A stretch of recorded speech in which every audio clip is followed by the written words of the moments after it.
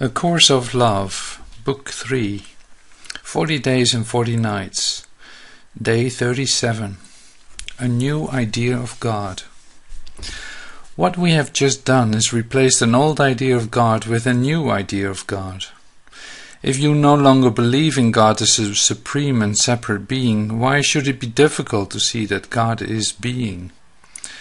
This is not much different than saying that the most basic truth about you is that you are being, and that the most basic truth about God is that God is being. Yet the fact that you are being does not define you, who you are, any better than the earlier example of your experiences would define who you are, because being by itself does not differentiate or individuate you. Recall the creation begins with movement. Being is only being in relationship. Movement nor experiences exist without relationship. And thus the world does not exist without relationship, as nothing exists without relationship. But relationship, like being and experience, does not differentiate or individuate you in separation as it does in union. Separation and the contrast of the separate define every relationship with either or rather than both and thinking. That is, you are a woman and not a man. You are a human being and not a divine being. You are a person and not a tree. As a separate being, you only relate to other separate things. In short, who you are being is all predicated, first and foremost, by the relationship that you see yourself as having to the world around you. Since you see yourself as separate from it, all that you experience with your being is separation. All that you represent with your being is a separate being or a separate self. This could not help but be your perception, since you came into being in a known world, where you were told that you are a person with a certain name, that you belong to a family, all of whom are separately named and have separate roles, and that you live in a household, in a city, in a state, in a country, in a world, wherein everything has a separate name and purpose. In a sense, this is the end of the story, or the beginning of a story already written, a story of separation. You were not alone in this story, and yet you were taught to experience only in separation from the being you were being, and thus not knowing your union and relationship with your being, but only your separate relationships with others. You saw yourself as a separate being and incapable of creating anything except, just possibly, the relationship you would choose to have with others and the world around you. You have thus experienced relationship in a very defined and separate way, a way that does not represent the truth of who you are or what relationship is, a way that represents separation rather than differentiation or individuation. Relationship and union are the way of God, the way of heart and mind, body and soul, heaven and earth. God is being in unity and relationship. So are you. How then, you might ask, are you distinct from God? Is your body distinct from your aliveness? You keep looking for distinctions from God as if distinction means separation, as if God is a separate being. If this were all this idea was, it would not be so difficult to dislodge. But the difficulty lies in that you think of God in your image, and the image you hold of yourself has been inaccurate. Because you believe you are separate, you created God as a particular and separate being. You keep striving for differentiation in a way that simply will not work through separation. And what's more, you keep striving for differentiation while wanting to continue a certain reliance. Your differentiation comes from the being of God, can only come through the relationship and unity you would deny in your quest for separation. This would be like demanding to be a body and not a mind. Your reliance on God can only come through the relationship and unity that you would deny in your quest for separation. This would be like demanding that the mind send the body the signals it needs while proclaiming their separation. One of the reasons you have been as intent as you have been on your idea of a separate and particular God is that you want to believe that there is a compassionate being in charge of everything, looking out for you, there to help you when you are in need. God is all compassionate being everywhere, not one being of compassion. In union and relationship you realize this. And you realize that all compassionate being everywhere is a consciousness or beingness that you share. And further you realize that what is possible is for you to become the one being of compassion that you already are in God. And then you realize that Jesus was being God and was called Jesus Christ because he lived within Christ consciousness, or the compassionate consciousness that you share. You realize that the man, the God, the historical figure who has been called Jesus Christ was not only Jesus but Christ. Not only Christ but Jesus. Not separated but individuated. You realize that the call for the second coming of Christ has sounded and that it is a call to the difference you have always desired while not requiring you to remain separate. Subtract any sum from another and you will realize that subtraction results in a new number, a remainder, that when added to the previous number returns it to its original value. Think further of a problem in division that results in something left undivided, something called a remainder. To remain is to continue to exist. It is what is left when parts have been taken away. It is what was not destroyed by the removal of the parts. You remain one in being. You remain, just as the numbers of a simple mathematics remain, one with the whole. You have seen yourself as capable of being divisible from that which is your source. But division, like differentiation or individuation, is only possible in unity and relationship. The two separate numbers with no relationship, no interaction, no division and no subtraction simply remain what they are. Let us look for a moment at what and who you have been being and what and who God has been being. You have quite simply been being. The simple truth that you are a being makes you one with God, who is being.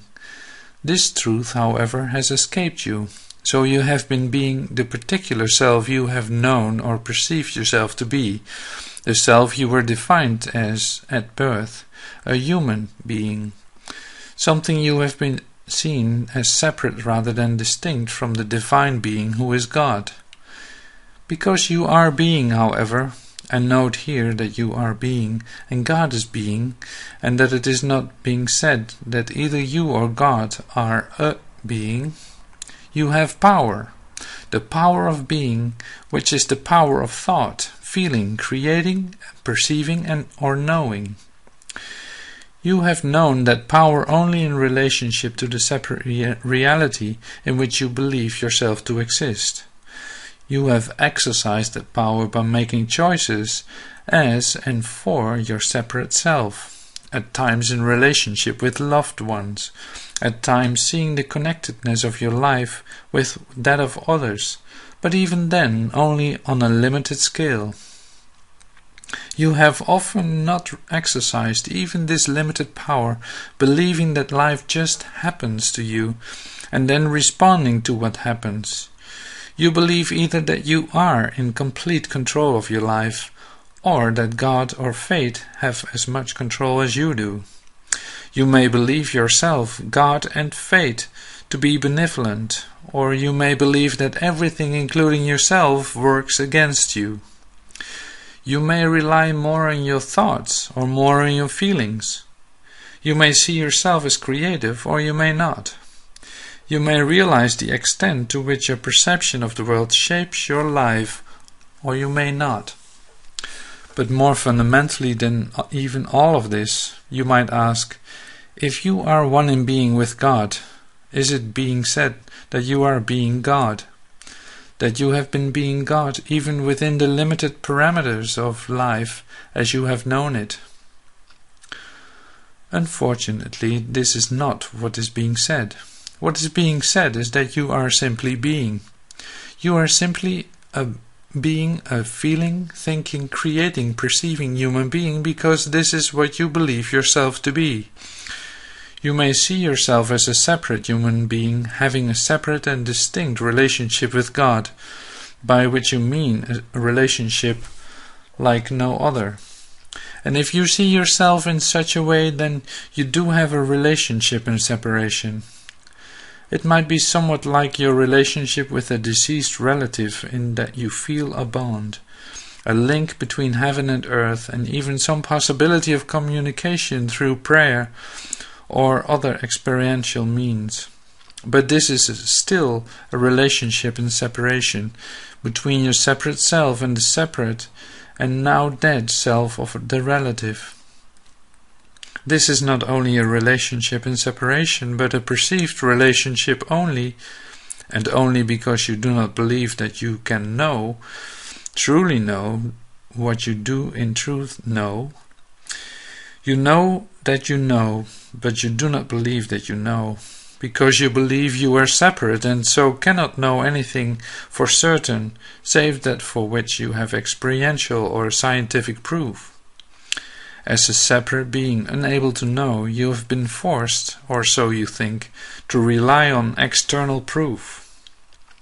Perception and knowing have been used together here in describing the conditions of being because you must be able to perceive in order to be a being. But knowing is also used because you are, as a being, just as capable of knowing as you are of perceiving. In separation, however, the only known can be the self. How could you possibly know anything from which you are separate?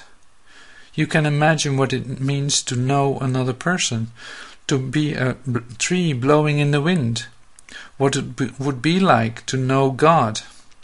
But you cannot know, and your separate being knows of this impossibility. This is why this course has had as its main objective returning you to true knowing of yourself. A separate being can only truly know itself. Yet in knowing yourself you can come to know that you are not separate. If you can come to know that you are not separate, you can return to union and relationship, through union and relationship to true individuation and true knowing. Certainly you feel like an individuated being, a unique being. You feel love and you feel pain, and both feel quite unmistakably like your love and your pain and no one else's. You feel like a you. This too is who you have been being, because as a being you feel. But here again you have felt only as a being in separation can feel. You know that despite how often someone says they know how you feel, that they really do not. They cannot know because they are not you. You cannot know how another feels because you are not them. You can join in relationship with others who feel similarly, and can feel great joy in feeling as if someone knows how you feel and who you are, but you have felt doomed to never being known and to never really sharing how you feel. This is who you have been. Now let us talk of God. God is being in unity and relationship with everything. Thus God knows you. God is one in being with you because you are one aspect of everything. As one being in unity and relationship with everything, God is one with every thought and every feeling. God is one with every creation. God is all-knowing. God is, in short, the collective consciousness, and the collective consciousness is that which links every being with every other being in unity and relationship. This link is very powerful. Where willingness is demonstrated, this link can be moved to be, rather than just a link, a cooperative relationship. This cooperative relationship, accessed through willingness, could also be called the being that you appeal to when you appeal to God.